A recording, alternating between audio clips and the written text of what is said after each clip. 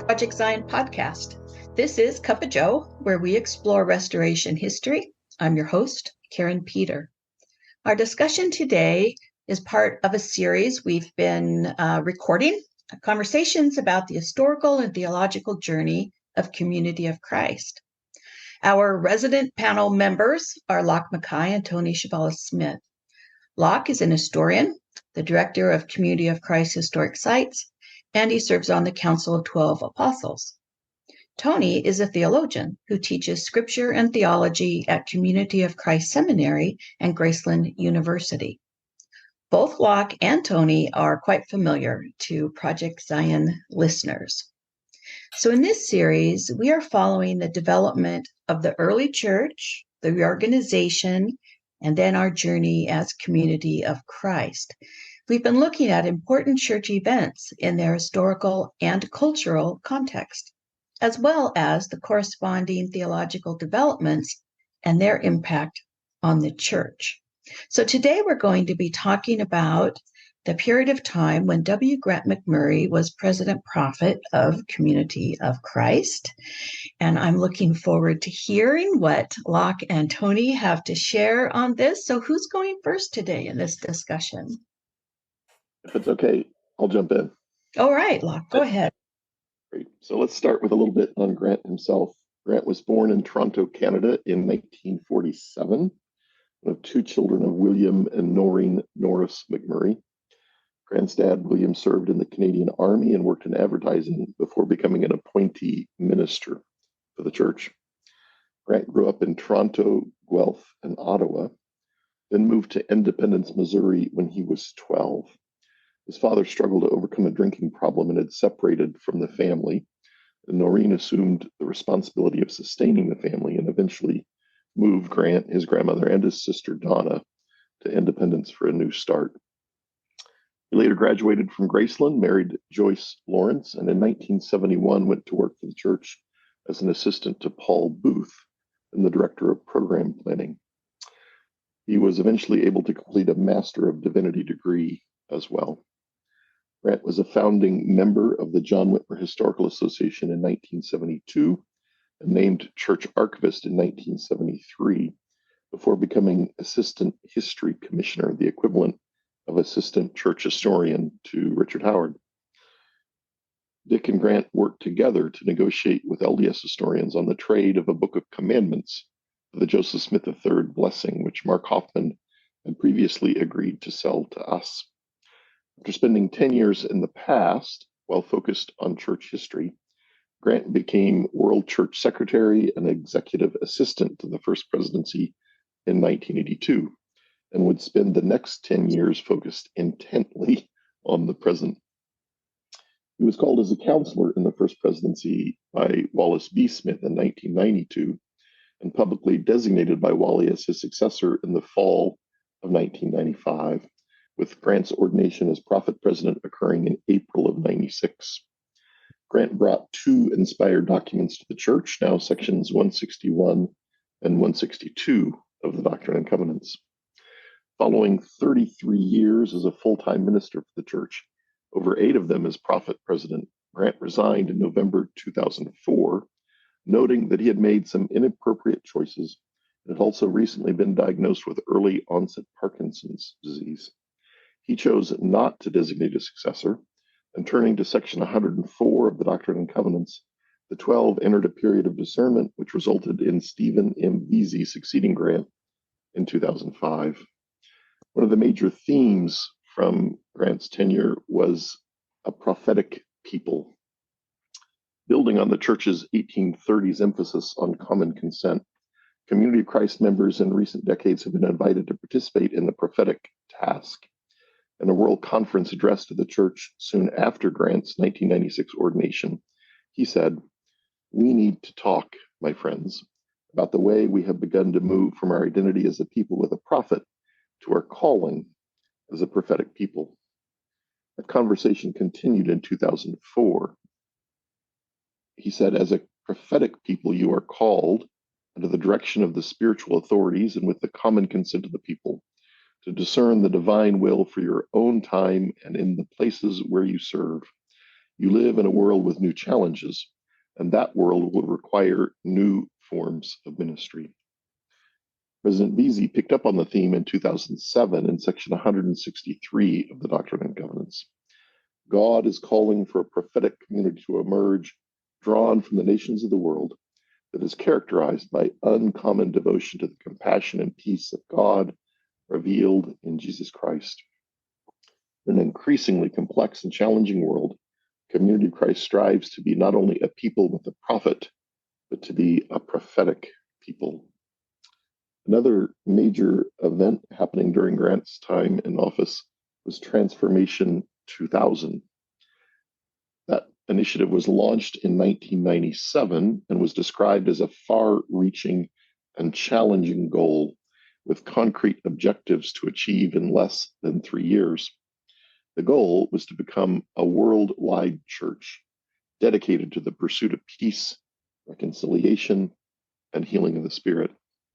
Objectives included articulating a clear and compelling Christ-centered theology of peace and justice, engaging 20,000 children, youth, and young adults in the exploration of Christian values and restoration principles with a focus on peace and justice, challenging every congregation to engage in outreach to children and youth with a focus on peace and justice, with 200 congregations modeling these emphases, establishing 200 new congregations with an emphasis on ethnic and cultural diversity, and finally adding 200 full-time field ministers, some paid and some volunteer, 1/3 of whom would focus on youth and children.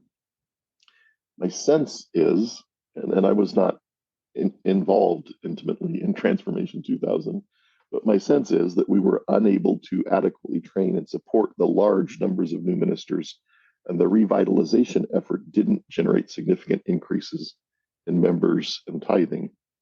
Many of our best and brightest answered the call to serve, but after 3 years, we were unable to financially continue supporting many of those people, and the resulting separations generated significant heartache and hurt. A number of today's leaders, though, like Karin Peter and Robin Linkhart, are here because of Transformation 2000. Also, during Grant's time, Community of Christ Seminary was launched. In the same 1997 sermon that introduced T2000 to the church, Grant shared that we were exploring the creation of a seminary with Graceland and Park College. Joe Serig was tasked with coordinating the development of a seminary. After the work of focus and advisory groups and a seminary task force, World Conference Resolution 1274 was passed in April of 2000, which empowered the First Presidency to move forward with the creation of a seminary and the appointment of a board of trustees. In June of 2000, we were approved as affiliate members of the Association of Theological Schools. And in May of 2001, a memorandum of understanding was approved, formalizing the partnership between the church and Graceland, with Barbara Higdon serving as the first provost on an interim basis. Initial degrees to be offered were a Master of Arts in Religion and a Master of Divinity. Don Compier was announced as provost in the spring of 2002, and when classes commenced that fall, the Master of Divinity offering had been replaced with the Master of Arts in Christian Ministries. From the Kirtland, Ohio Theological Institution in 1830s Kirtland to the Community of Christ Seminary today, we have a long history of recognizing the importance of education in ministry. Another emphasis under Grant was diversifying church leadership. It was very intentional about the need for leadership to reflect membership. And in 1998, 14 years after Section 156 allowed for the ordination of women, the first female apostles were ordained. Linda Booth had served as Assistant Director of Communications prior to her call, and Gail Mingle had coordinated women's ministries for the church. Mary Jacks Dines, previously a president of 70, would join them in 2002. Also in 1998, Bunda Chibwe of Zambia was called to be a president of 70, and then joined the Council of 12 in 2000. Women had served in the Standing High Council since Patricia Traxel was appointed in 1990, but that body became increasingly diverse under Grant. Stacey Cram was called into the presiding bishopric in 2002 and was called by Steve Easy, who continued to push to diversify church leadership, into the Council of 12 in 2005. Also, during Grant's time, discussions began to pick up surrounding same-gender relationships. Jurisdictions began submitting World Conference resolutions on the topic, and the conversations became more heated leading up to the 2002 World Conference, with several jurisdictions submitting resolutions asking that the 1982 Standing High Council statement, which allowed for the ordination. Now, the language that I'm going to use is language from the period, not language that we probably would choose today, but the Standing High Council statement allowed for the ordination of homosexual members only if celibate, and these resolutions called for that policy to be updated to reflect the inclusive nature of the church. In Grant's April of 2002 conference sermon, he shared that the First Presidency had received over the last few weeks scores of letters, emails, and phone calls on the topic, many of which were, quote, desperate and angry. He noted that there is no issue that divides churches around the world in our time like the issue of homosexuality. And he called on us to reject the division and hatefulness that often accompanied the topic. In a surprise to all but the First Presidency, Grant shared that he had witnessed the approval of priesthood calls for individuals who he knew to be in committed same-sex relationships, and that in so doing, he had ignored the provisions of the 1982 High Council statement. He also asked the delegates to table or refer all legislation focused on homosexuality. Members were both furious and disappointed in President McMurray for willfully ignoring church policy. I'd love to hear the impressions of Karin and Tony, but my sense is that the push for equality suffered a significant setback because of the backlash against Grant's words and actions.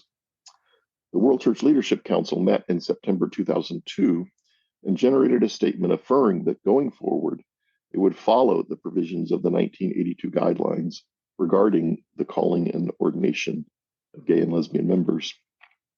It would require another 11 years, countless listening circles, and a new prophet president to navigate the approval and creation of national conferences, which allowed us to have discussions at a national versus denominational level and opened the door for change. That is a whirlwind tour through the life and times of W. Grant McMurray. Oh, yes, I'm stunned just listening to all the major kind of changes through there. And I'm surprised the church is not still reeling from some of that, but more came following that, right? We've been in several decades of change. So, Tony, with all of the things that Lach described, let's talk about the theological journey that took place as we encountered all of these changes in the church. Well, there's a lot to talk about here, but I'm going to try and be as brief as I can on it so we can continue to have an exchange on this. So let me just say that there's a constant in Christian theology, a constant tension, I've mentioned this before, between faithfulness to the Jesus story and credibility or relevance to the current cultural context. So those things, I see that always as a productive tension. If you go too far one way, you have problems. Too far the other way, you have problems. If you go too far on the faithfulness side, you basically say it's written in stone and we can't possibly change the words. Let's just keep things the way they were back then. And that's not the gospel. But if you go too far the other way, you risk the faith of the church and the community simply evaporating into whatever cultural milieu it goes into and losing all sense of Christian distinctiveness in that. So the same tension you see in the McMurray years, it's been there all along as we've started, but way from the start back in the 1820s, right through the whole journey to today. So that I just want to get that theological tension out there because it's present here.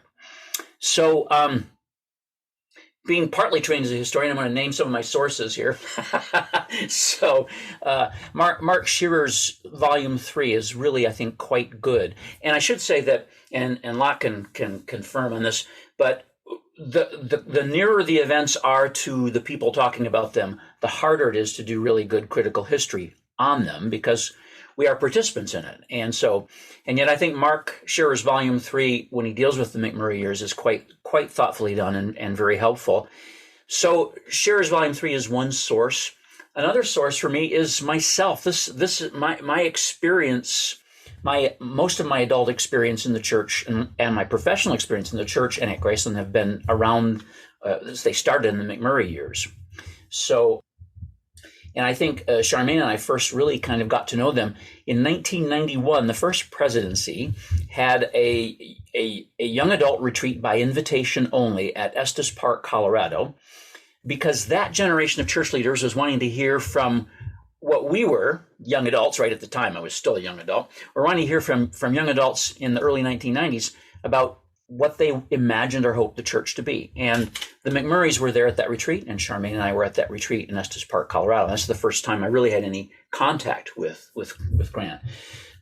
Subsequently, a few years later, when he was in the presidency, he would interview Charmaine and me for a position that was called Theologian in Residence, which we assumed late in 1996, and we came in with the understanding and acceptance of the leadership that we would be working the position together. So anyway, Grant's ministry as prophet president certainly coincides with a major part of what has been Charmaine's and my ministry to the church. So, but you see, here's the problem. I can't give you the 30,000 foot view because it's too close, right? So I'll do my best here. So a historian has to be careful about claiming one's own self as a source. So I'm just, caveat emptor, let the buyer beware here.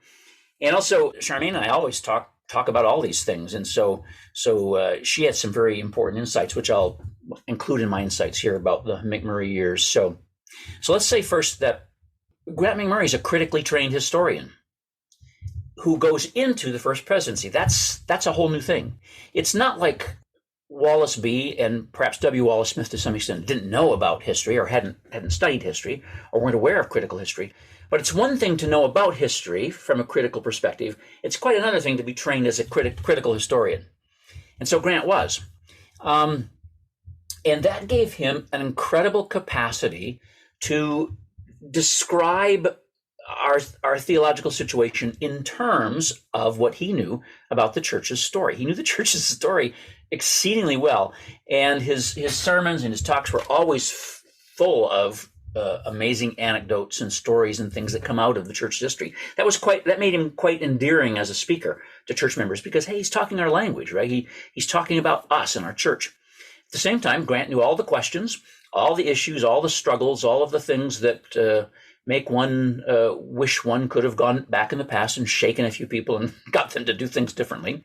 So he knew all of that. But also, personally, Grant, this is something Charmaine has observed, Grant was okay with being personally vulnerable when he shared stuff.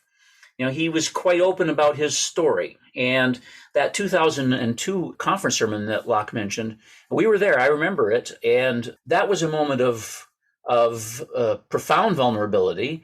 And yet it was complicated because what you saw there was that there's a deep tension between being prophetic and being a president, right? We refer to our leaders, the prophet president. Well, that's almost an oxymoron sometimes, right? So in that particular circumstance he referred to, he had abdicated the presiding role in a sense by letting certain things happen that the rules said shouldn't happen. But one could argue that he was functioning from the prophetic side there. So what we sometimes hold together, prophet president, there are situations in which it's really almost impossible for those to be held together.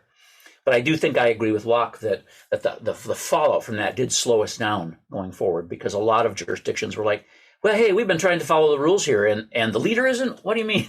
So that was a pretty complicated morass we got into at that point. Lach has already mentioned Grant's deep stress on diversity, on diversifying church leadership. Grant was particularly concerned about the church's history with African Americans and was quite open and honest about our failures there.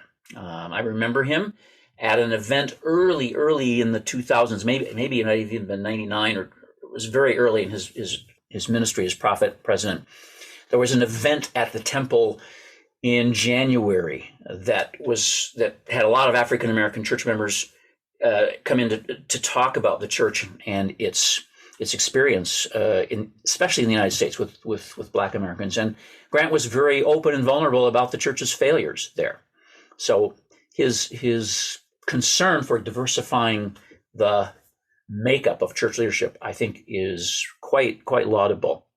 And then we've heard about T2000 and the desire to engage young adults in the ministry of the church. My wife noted that this had the positive effect of opening a lot of young adults to the sense that they were ministers in a way that had not been done before.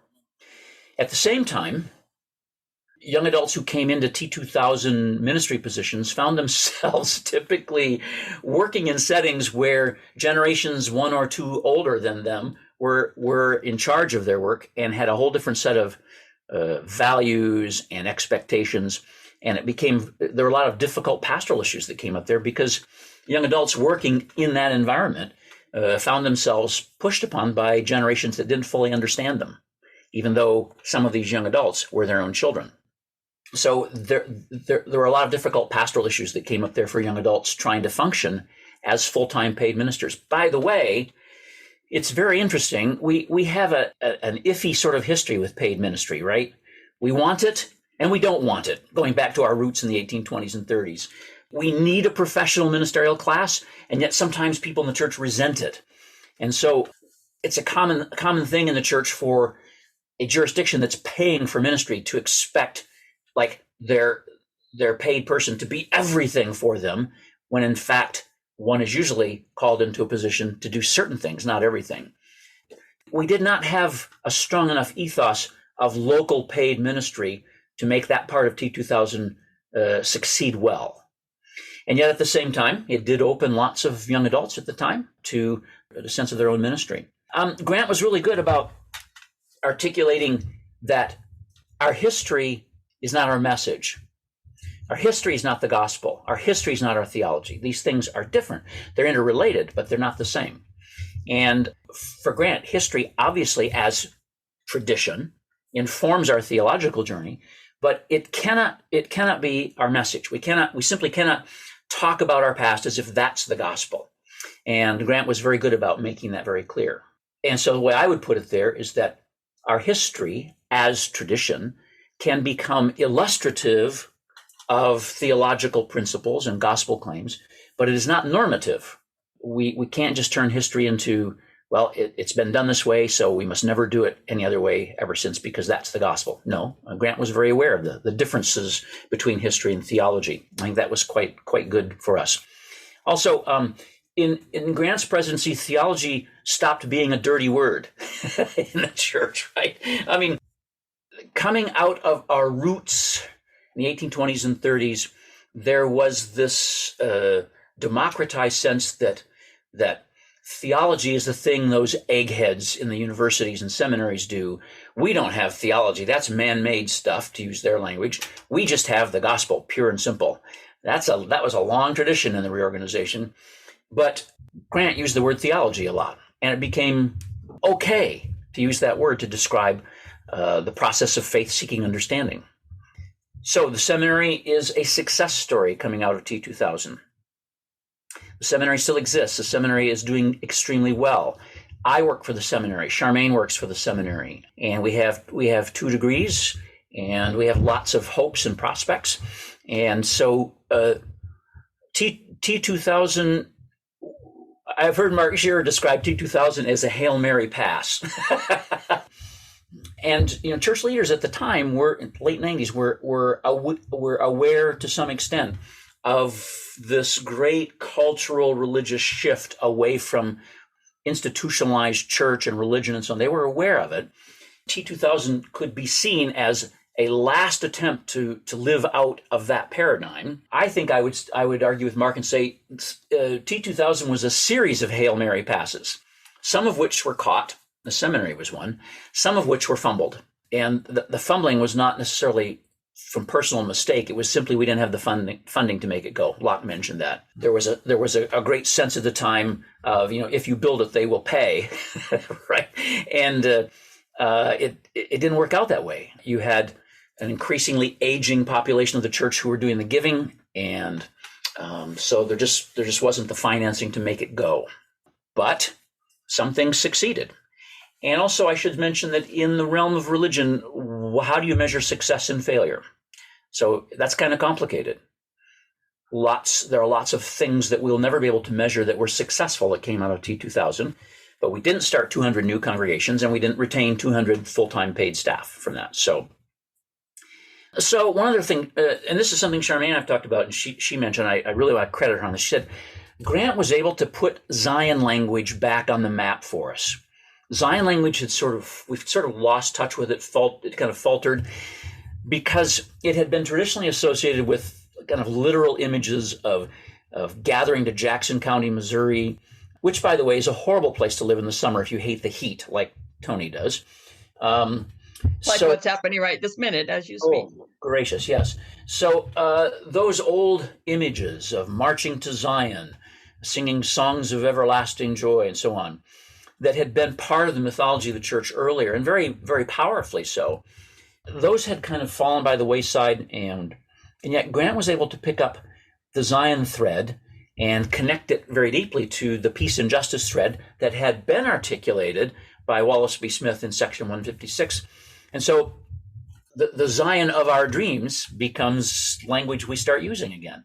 That is now we're thinking of it not as a walled, safe city, but we're thinking of it as increasingly as the transformation of the world in the direction of peace and justice. So Lach mentioned the prophetic people theme that Grant first articulated in his initial sermon as prophet president of the church. And I can back that theme up to the early 1960s, where F. Henry Edwards used the term prophetic people to describe what God wanted us to be in a book titled The Divine Purpose in Us. So that thread goes back even farther for us, that God wants the church to be a prophetic people. And by the way, F. Henry Edwards, in articulating that back in the early 1960s, said a prophetic people are people who do the kinds of things the Hebrew prophets did. That is, speak for the poor, speak for those who are ill-housed and poorly educated. It had a very strong social impact, a very strong social dynamic to it that F. Henry Edwards articulated. And so that I just want to say that the peace and justice theme didn't just get dropped on us all of a sudden. It had a history in the church, and Grant was aware of that history. One could say that Grant put, this is not a good metaphor, but it's the best one I got, Grant put some teeth into the peace language that Wallace B. had given us in section 156. Right, so the peace colloquy became increasingly more important during that era, and speaking of peace, hiring a peace and justice ministries coordinator at the time, Andrew Bolton. That happened during Grant's presidency, and so the peace theme got a lot of a real boost from Grant's presidency. I like to think of sections 161 and 162, and then the subsequent VZ sections up to 165. I refer to them as the new creation texts of the church. That is, the old RLDS self-identity, which was demythologized in the 1960s and early 70s, and which was not sustainable intellectually from that point on, left the church without kind of a strong sense of identity for quite a number of years. But beginning with McMurray's presidency, there's this sense of what the Trappist monk and former Methodist theologian Paul Jones would call a remythologizing of the tradition. As we'd gone through this stage of critical deconstruction, now it was time to reconstruct. And Grant was brilliant as a reconstructor of a new image for what the church could be. Section 161, I think this absolutely critical, where the words are, claim your unique and sacred place within the circle of those who call upon the name of Jesus Christ. In other words, that we canonized those words, which effectively put an end to the idea that we were the one and only true church. He goes on in that section, right, to say, be faithful to the spirit of the restoration. Now, that's important. The spirit of the restoration, not the letter of the restoration. Mindful that it is a spirit of adventure, openness, and searching.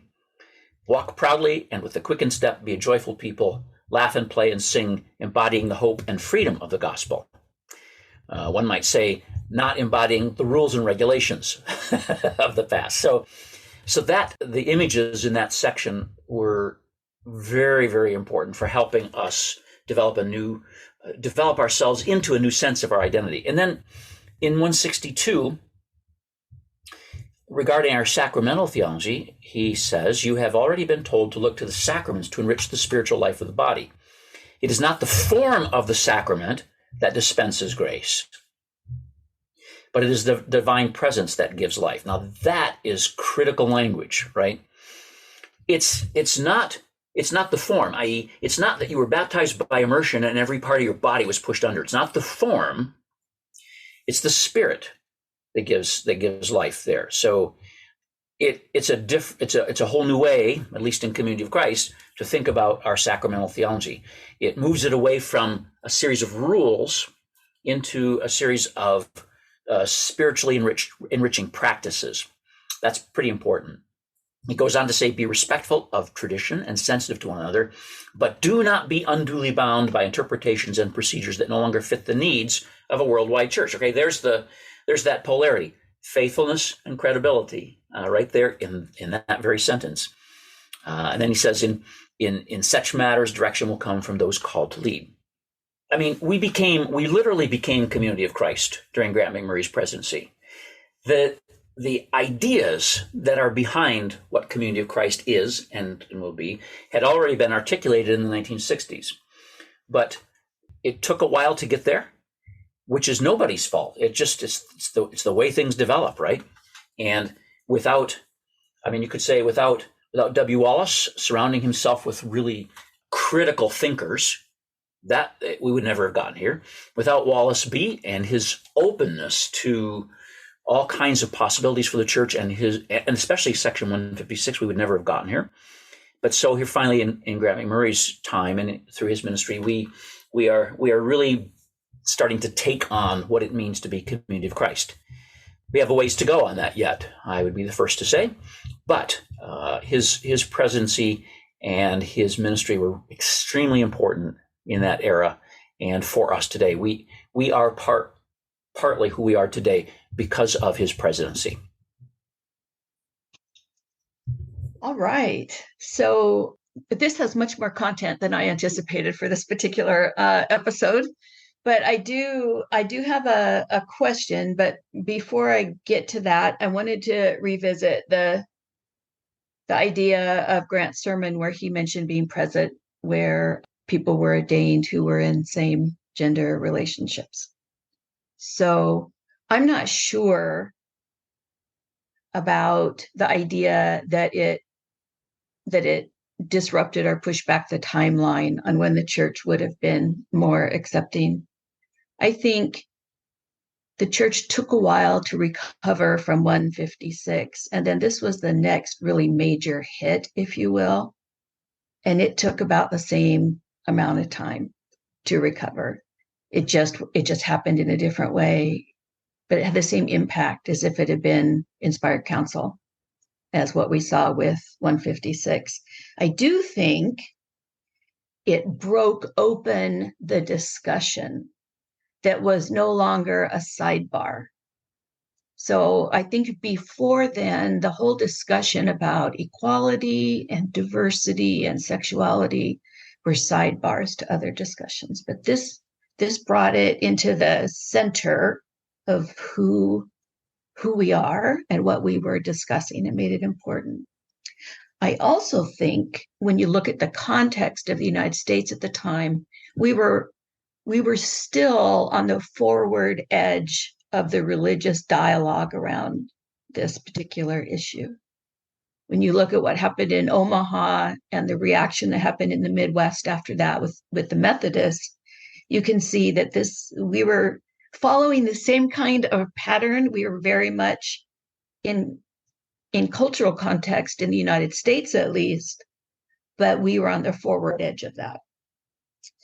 And the last thing I wanted to say about that is that when Grant did that in his sermon, he actually focused all of the kind of anger that was floating out there around the issue that people didn't know what to do with it. They just dumped it on him.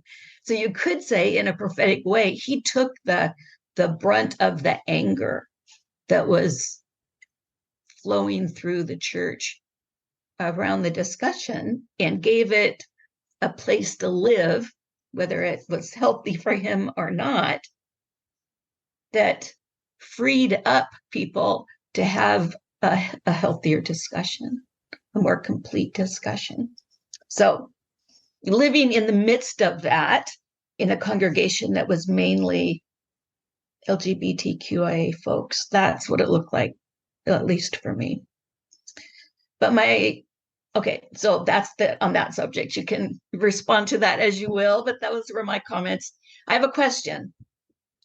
As I look at this, Grant's presidency was the first presidency was a completely non-US presidency. So we had a Canadian, a Brit, and an Australian, right, as the first presidency. Did that have an impact? So I think it did. It might be hard to disentangle the cultural part of the impact from the fact that Ken Robinson and Peter Judd were just such exceptionally competent and astute ministers. Now, I say that, I know them both and am friends with them both, but when Grant resigned in November of 2004, and we were in that limbo area for a while, the kind of leadership that both Ken and Peter gave in that period was absolutely exceptional. There was no sense that the boat was going down. They kept things even and steady, and there was a sense that we were going to move forward, and that we were not going to gossip about this, and we're not. The church was not about one person; it was about God's work in the world, and they conveyed that so incredibly. Now, is that part of the temperament of the Commonwealth? You're married to a Canadian, Tony. You tell us. I know I am, and so I say God save the. I guess I'll say God save the King now, right? So, British theology in the history of Christian thought has a kind of levelness to it. Level, even-keeledness, moderation, and whether that comes out in that kind of a presidency or not, it's going to take future historians to dig that one out. My hunch is that they would probably say, well, yes, right? The volatility and the emotional immaturity of American culture is not represented so much in Australian, Canadian, and British culture. Now, I'm not saying there's not people in those cultures who are not emotionally volatile. It's just that those cultures have ways of keeping themselves steady in the midst of all kinds of things. British theology, like William Temple and Archbishop Gore, so on, just this magnificent kind of depth and even-keeledness through it as they explore all kinds of difficult issues. So it is quite possible that a presidency from the Commonwealth had certain kinds of temperaments that helped the church in very deep and significant ways. So I'm really on kind of thin psychocultural ice there, but I'm certainly willing to hazard a guess at that.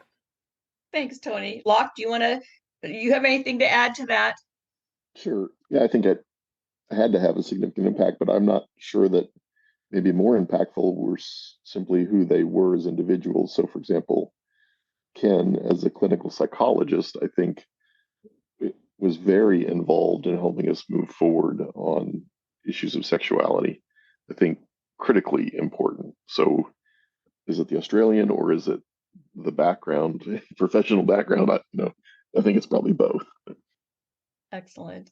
So as you said, we'll look back on that 30 or 40 years from now and in the grand sweep of community of Christ and see what kind of impact we can trace from that. So any last comments or anecdotes or thoughts about this particular period of time? I've got a couple. In the same 2002 conference sermon where Grant talked about witnessing ordinations of folks in committed same-sex relationships, he also without engaging church leaders outside the first presidency, I believe, announced the Kirtland Temple Visitor Center project, which was a significant surprise to many in leadership. And it almost feels like he was taking a play out of Wallace B. Smith's book with announcing, women in the priesthood and the Independence Temple at the same time. Let's give something to the progressives. Let's give something to the conservatives. Maybe that'll smooth it out. Well, of course, it didn't in either case. So, maybe a valuable lesson for future leaders on what won't work. In 1996, I was at a John Whitmer Historical Association conference in Kirtland, and a member from the Washington, D.C. area, George Walton, who loves statistics, presented a paper on the future of Community of Christ based on baptismal rates and just all kinds of stuff that he had culled from the Herald. Again, that's 1996. Larry Norris, presiding bishop, was there and seemed not at all amused with what George was presenting. It was not a promising trajectory for the church based on George's work. Larry seemed not at all happy about that. And remember, I was siloed at historic sites until 2016. So I have long thought, why didn't they listen to George? When I'm out there in a congregation with 6 people, I'm like, I cannot believe they didn't try and address this 20 years ago. Well, of course, I now realize they did. Yeah. They did have some concept of what was happening. I think that timing is fascinating. George in 96, T2000 announced in 97. So, they recognized what was happening to some extent, and we're trying to address it. But fun. Yeah, trying to address change with an old paradigm is always tough, right? So we've learned a lot. Yeah, referring back to, I'm just thinking back to what Lach said a few minutes ago about borrowing from Wallace B's playbook. There, I'm thinking of the old saw used for weddings: something old, something new, something borrowed, and something blue. Right. Hey, that's what theology is, right? So it is all of that. And Grant was really good at the something old and something new and bringing them together in creative ways. One thing that listeners might not get out of this is how absolutely witty Grant was. He had a George Burns kind of sarcastic, sardonic, ironic sense of humor, not in a mean way, but simply with a look or with a few well-placed words. He could have you in stitches. He was extremely witty and funny in that role, which was very endearing to people, right? People felt, I think always with the Smith family, there was a sense of proper distance. But with Grant, there wasn't quite that sense that you had to keep a certain reverence before him. So he was very, very approachable, and he wanted to listen to everybody. He was very, very good at that. It's a perfect example of how hard it is to be a prophetic church. That's who we are, who we want to be, but it's really tough work. And so finding one's way into the strange and unknown landscapes of the future is really, really difficult. At the same time, you are trying to be faithful to God's revelation in Christ, right? That's not negotiable. And yet how we interpret and live it and articulate it in landscapes that our ancestors couldn't have imagined. Grant was onto that. And that's where we still are. We still have to do that in ways that I think perhaps that he now couldn't have imagined, because as we get further and further into the 21st century, I think we find that the the landscape in which religion, and particularly our brand of Christianity, is trying to navigate is a very odd and forbidding landscape. So we have faced these landscapes before, and we will continue to face them. It's part of the journey. Thank you, Tony. So now, as everybody is furiously Googling George Burns, at least everybody under 50 is Googling George Burns. Thanks, Tony. This has brought us, I think, to where we are now in the life of Community of Christ. And so our next episode, let's look at some of the sweeping themes we have discerned over this journey of our past almost dozen episodes, and see what we can identify as indicators of where we might be going in that interesting and difficult landscape, and possibly even identify some minor characters in this story that we might have overlooked as we have gone through. I am aware that often when we talk about the history of the church, it is always through the lens of men, and maybe there are some women's voices we could pick up in some of these as well. So we'll do that in our next episode. In the meantime, be sure to catch up on all the topics Project Zion Podcast has and all the series it has at projectzionpodcast.org. And again, as always, thank you, Lach and Tony, for sharing with us today. I'm Karin Peter. Thanks for listening.